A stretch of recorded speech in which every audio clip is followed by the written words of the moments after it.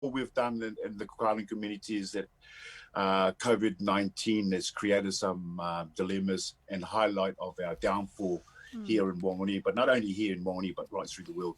So we've spent the last 6 months learning from our mistakes, how we can support our Cook Island people and our community here in Whanganui. So we've had a lot of projects from last year, 2020. Now we're up and running with our first one is that we got 325,000 from the PGF funding. We were one of the lucky 24 churches in New Zealand to get that. So that started today. Also before Christmas, MPP, Ministry of Pacific People, gave us 5,000 for our community garden, and officially today we harvested our first lettuces. Wow! Believe it or not, we had a visitor from Ashburton here visiting us here, and she wanted a salad for lunch. So our first harvest went to a recipient from Ashburton. So that was really good. All the way from Hakatere in the South Island. That's the one. And the Ultimatua forgot to take a photo of our first harvest from our great NPP people. So that was good. So we're looking forward to that. And also we learned is that I tried in week 1, week 2 of the lockdown to get support for our Cook Island people here in Whanganui, because we are too proud to ask for help.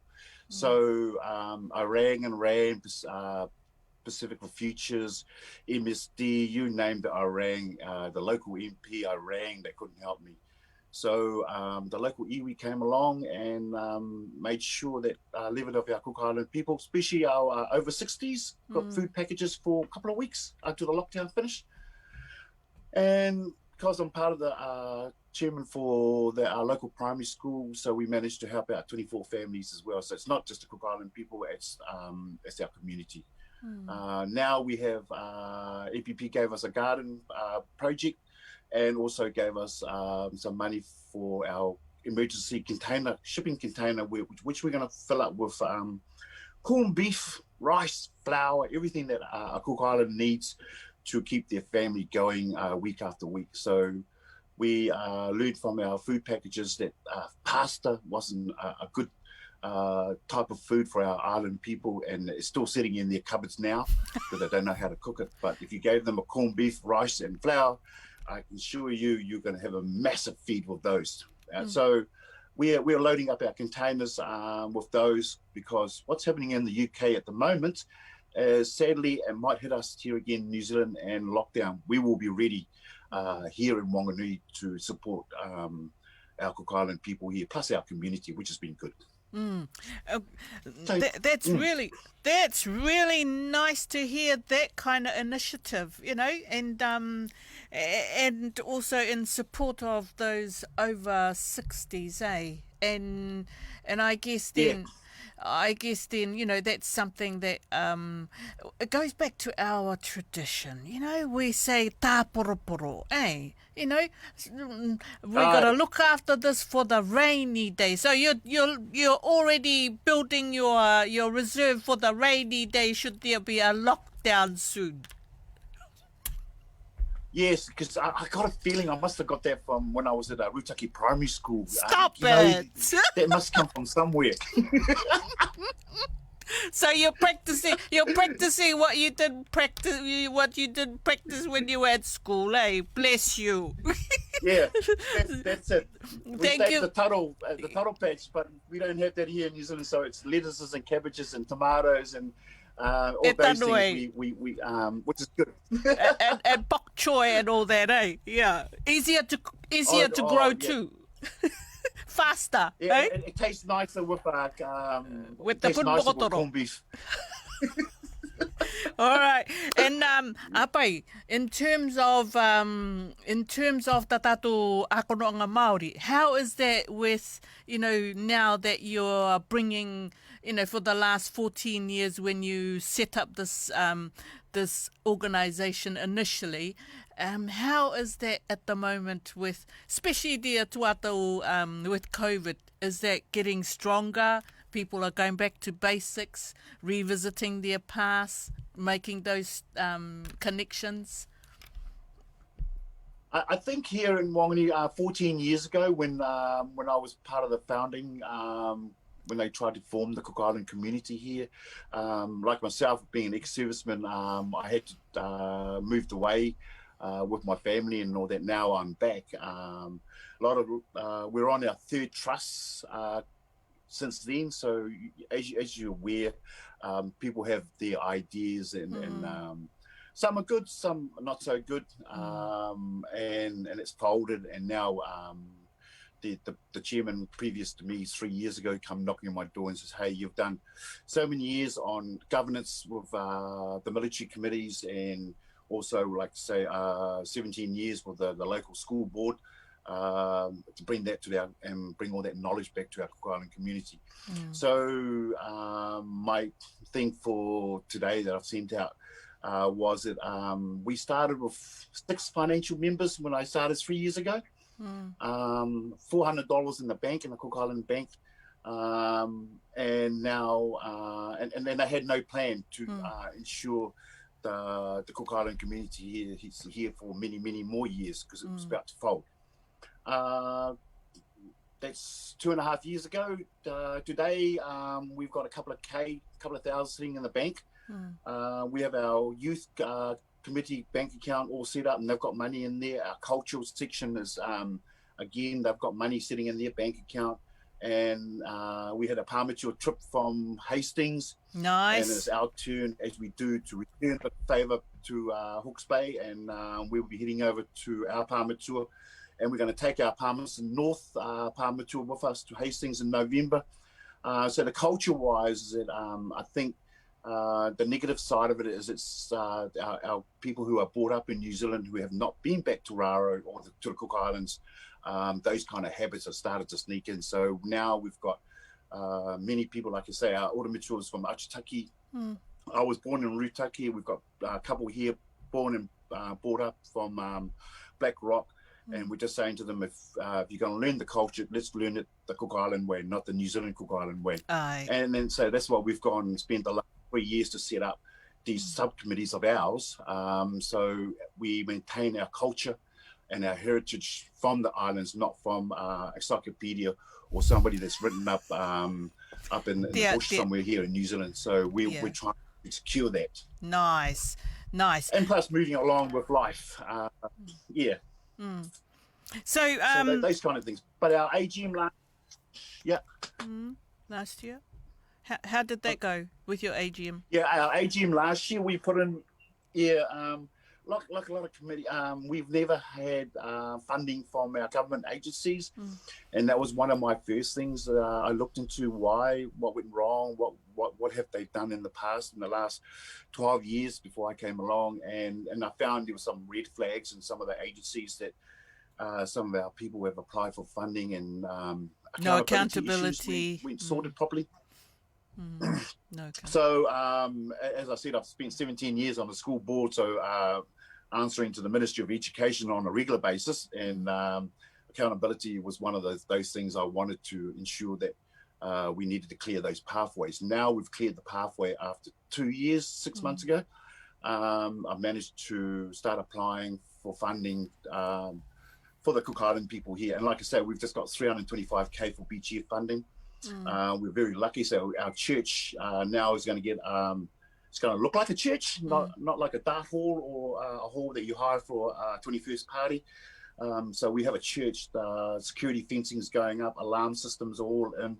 So all those kind of things, because I know when I was back in Raro is a community doesn't really respond well in the community unless you have a church that's giving you the blessing. So we have that here nice. In New Zealand. So we're lucky to have a placement from Cook Island with our Oramatua. So while we've got him for his 5-year placement, he's so supportive of everything that we've done so far, and he's looking forward to ensuring that in the next 3 years while he's still here, that his legacy is going to be implanted here in Whanganui, and same as mine as well. Mine, yeah. And so AGM last year we put in 4 pillars like social services, like so we can help our Cook Island people with MSD and a few bits and pieces. So we brought in works.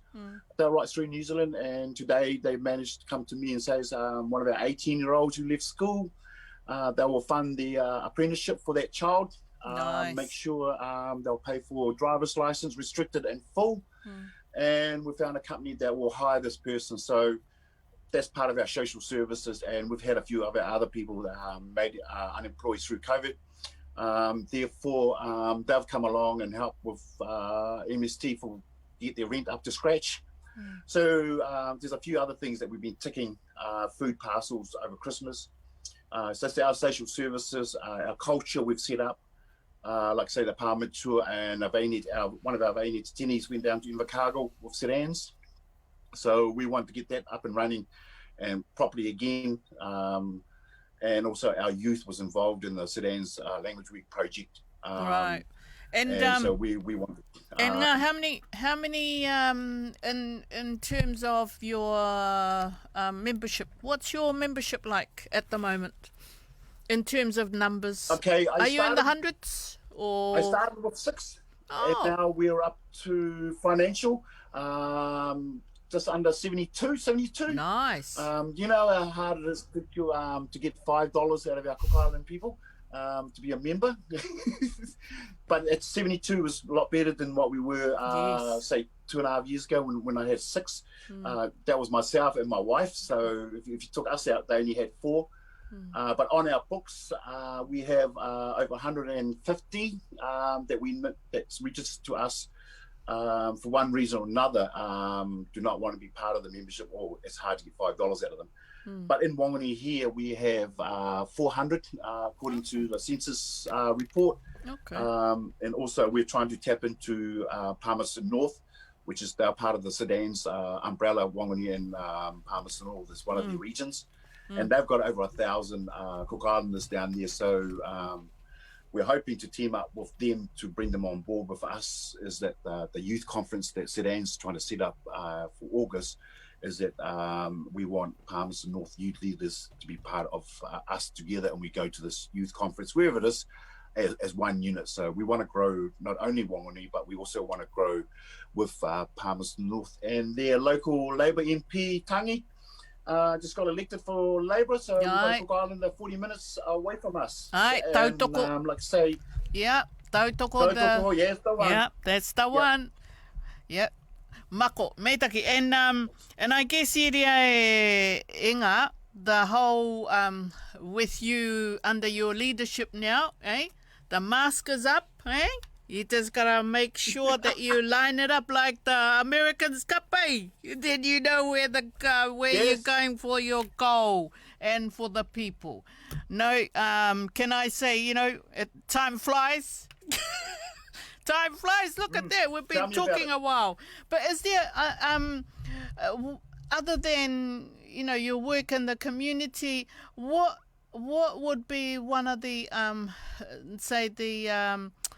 the goal that you want by the end of your your chairmanship, in terms of this contract that you've just secured?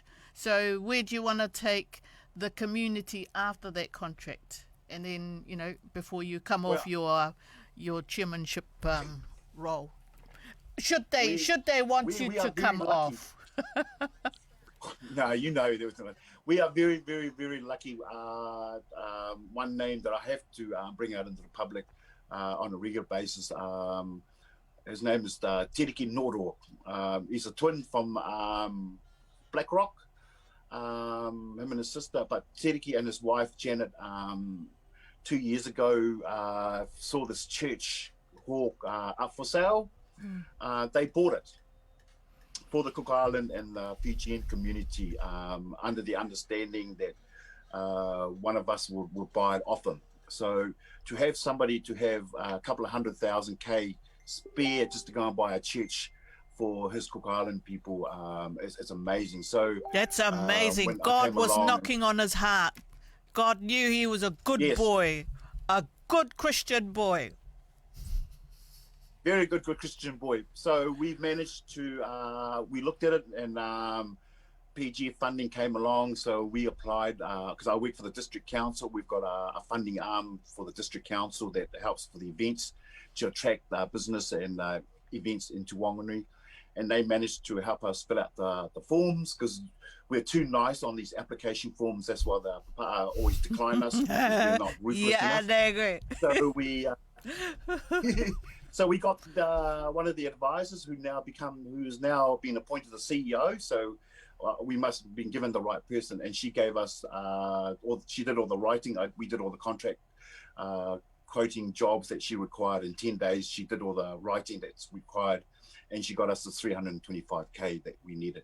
So Tiriki's bought the church. The community's gone and got the money to paint it, re-roof it, insulate it, the whole thing. And in 3 years' time, Tiriki's given us 3 years to come up with the money, either the community or the church to purchase it off them. And I'll say in 3 years' time, with our business plan from our AGM pillars, we will be there. Nice. We've already applied through the local foundation, community foundation, for a capital grant of 100,000. They want to see 2 years of activities as they do. So look like if we do everything right, tick all the boxes and dot all the I's, we could get something up to 100,000 from the local community foundation grant to help to purchase the church. So I think when that has happened and the business ventures to maintain the Cook Island to be here, so they're not fundraising out of their pocket as we do when we buy chop suey and mayonnaise.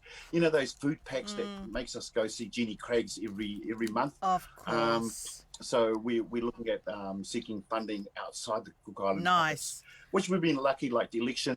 Our hall was used for elections, so they paid us the highest of the hall. We've got an army reunion here next month. 300 ex-soldiers from around the world about to arrive here. And the Cook Island community won the catering contract. So these are a couple of dollars coming our way, but we've got to do the work. Yep. And those proceeds will go towards filling up our container of food packages for our people in need. I like. But you know what, Nga? We've run out of time, but we will talk some more. And maybe, you know, in about 3 months and see where things are. Because, you know, heading into this prep for the youth, conference and everything else. And even the storage of, you know, your container storage for the rainy day. Yes. Noreda, is there any last words before we wrap up, please? No, I'd like to wish everybody a very, very best and fruitful year. What's ahead of us is not going to be an easy road for all of us. So I just like to wish everybody a very good and happy new year. And thank you awfully so much for your time and making the time. You know, I know you had some family matters to deal with just earlier, but really appreciate you making the time and, putting us on your schedule this evening. Noria, no ora mai te tua te aroa ki a koe e to o family. Ka ki te rā. Thank you very much, Auntie. Mako. Te mua, Noria te uteke. Ko tērā tātou teke ko ngā Apai no Whanganui mai.